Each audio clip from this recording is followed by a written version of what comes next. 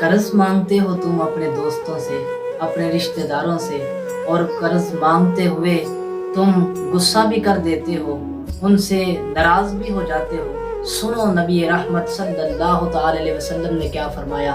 ابی بن کعب رضی اللہ تعالیٰ عنہ کے پاس سے گزر ہوا، اپنے قیدی سے مطالبہ کر رہے تھے، 3000 درہم مانگ رہے تھے اس سے کہ جو اس نے قرض کے طور پر دیے تھے۔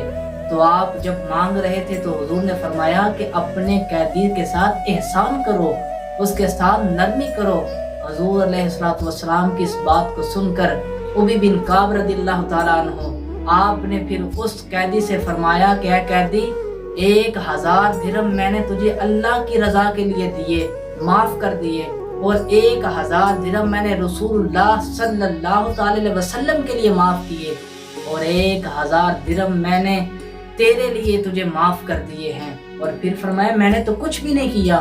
پھر فرمایا کہ میں نے کچھ نہیں کیا، اسی لیے 1000 درہم میں ویسے تجھے دیتا ہوں اللہ کی رضا کے لیے، اور 1000 درہم میں تجھے رسول اللہ کے لیے دیتا ہوں، اور فرمایا کہ 1000 درہم میں تجھے ویسے تیرے لیے دیتا ہوں۔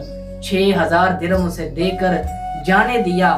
تو جب یہ پہنچتی بات رسول اللہ کی بارگاہ میں پہنچی، سرکار مسکرائے اور ہاتھ اٹھا کر دعا کی کہ یا اللہ ابی بن کعب کو بخش دے، اور ایسا ہی 3 مرتبہ فرمایا۔